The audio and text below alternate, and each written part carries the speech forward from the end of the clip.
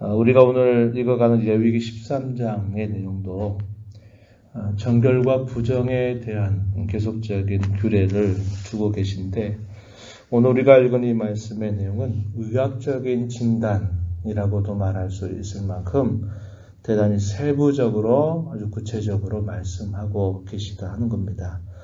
레위기 12장의 내용에서는 출산한 여인에 대한 규례를 이야기하면서 어떤 경우가 부정하고 어떤 경우가 정결한가 하는 말씀을 두셨고, 23장과 14장의 내용에서는 피부병으로 인해서 이러한 경우는 부정하다, 또 이러한 경우는 정하다라는 사실에 대한 규정을 매우 구체적으로 말씀해 주십니다. 15장에 가게 되면 여성의 생리를 포함해서 이 생식과 관계된 면에 있어서도 어떤 경우가 부정하고 정결한지 이런 거에 대한 구체적인 말씀을 주시게 됩니다. 먼저 우리가 분명하게 기억을 해야 될 것은 죄는 분명하게 부정하다라고 말하는 게 맞습니다. 그러나 반대로 부정한 모든 것이 곧 죄다 이렇게 말할 수는 없는 겁니다. 여기 나병, 오늘날 말하는 한센병, 옛날에 문둥병으로 이렇게 번역이 됐던 경우인데, 문둥병이나 이런 나병이 발생한다. 그래서 무조건 그것이 죄로 인한 결과다. 이렇게 보지는 않는다는 겁니다. 그러나 분명히 부정한 상태에 있을 때 이것이 꼭 죄로 인한 결과가 아니더라도 하나님 앞에 이것은 온전치 못하다라고 여겨져서 이런 상태에 있을 때에는 바로 하나님 앞에 제사를 드리러 가지 못하게 했습니다. 먼저 이러한 부정한 상태로부터 정결하게 되는 절차를 밟고 그것이 정하다라고 인정이 될 때 하나님 앞에 제사하러 나아갈 수 있었다라는 것을 보여줍니다. 이것은 결국 우리가 하나님 앞에 예배하러 나아갈 때, 또 하나님의 면전에 나아갈 때 우리가 부정한 상태에 있을 때 혹은 죄의 상태에 있을 때 하나님 앞에 나아갈 수 없다라는 것을 우리에게 보여주죠.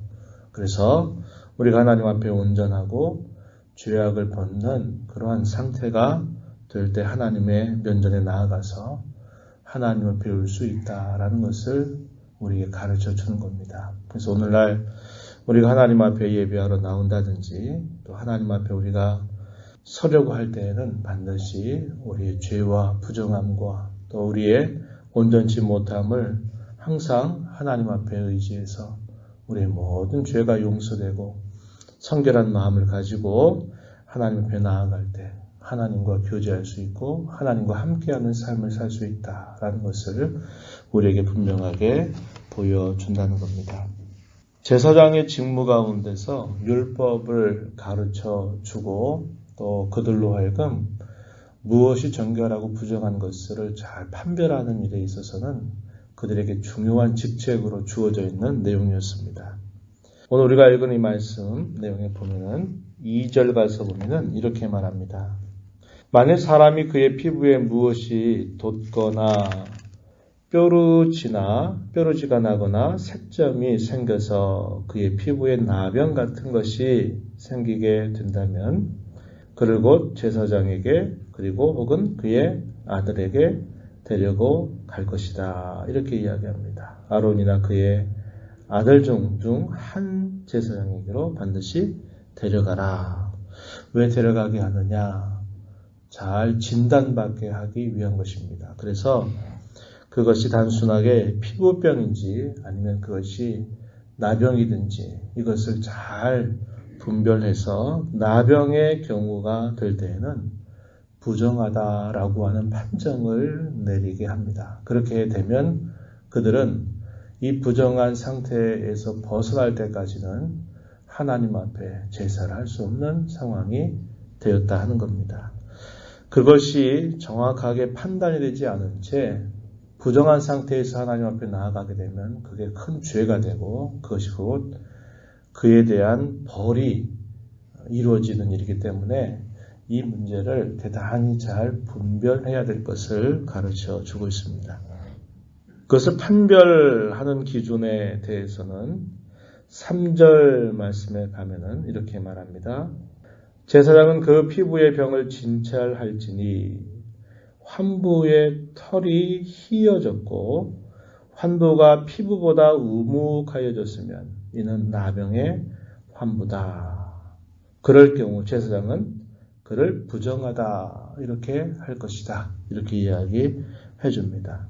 그러나 계속적으로 주어지는 말씀에 보게 되면은 이와 같은 조건이 아닌 다른 경우 4절 이하로부터 쭉 설명해 주는 내용 8절까지의 내용을 보면은 어떤 경우에는 이 증상이 달라질 수 있다는 겁니다. 그래서 그것이 나병이 아니게 될 경우도 있기 때문에 일주일 동안을 잘 격리된 상태에서 그 증상을 계속 확인할 것을 이야기합니다. 그리고 일주일이 지난 다음에 또다시 확인을 해서 그것이 계속적으로 나병의 증상이 될 경우에는 부정하다 할 것이지만 나병의 증상이 아니라 피부병과 같은 증상이 될 경우에는 그것을 정하다라고 또 판정을 내리게 합니다.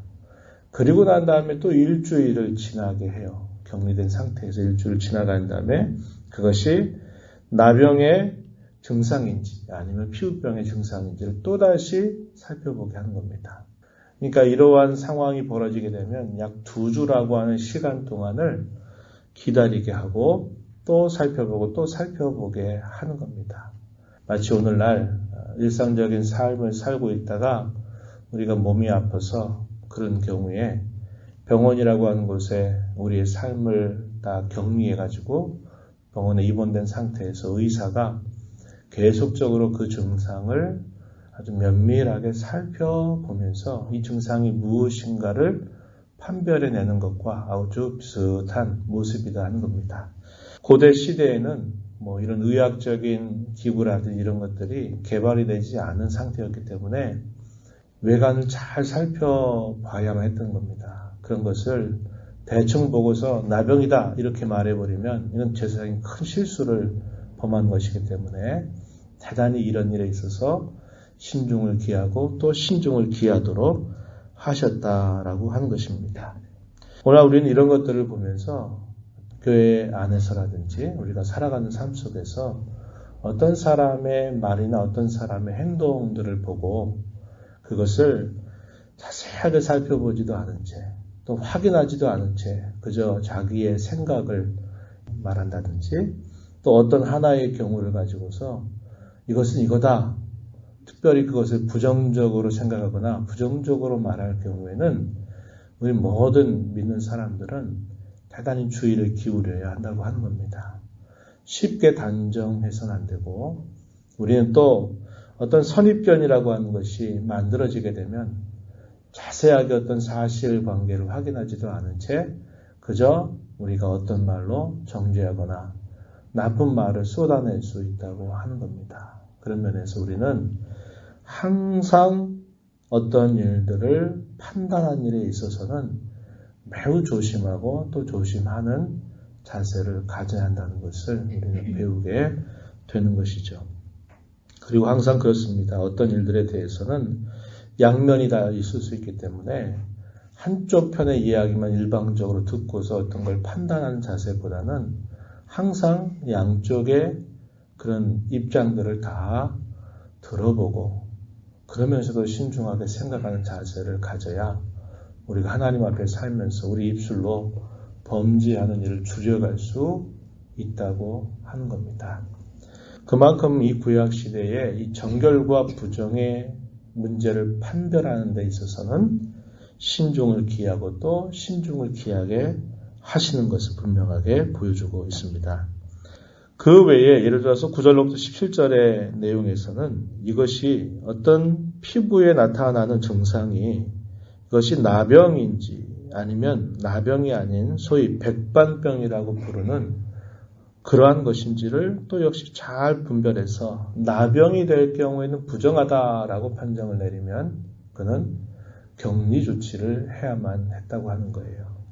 그리고 백반병이다 그런 경우에는 그것을 부정하다 여기지 않고 그것은 정결하다 여겨서 사람들과 함께 가족들과 함께 살아갈 수 있도록 했다고 하는 겁니다.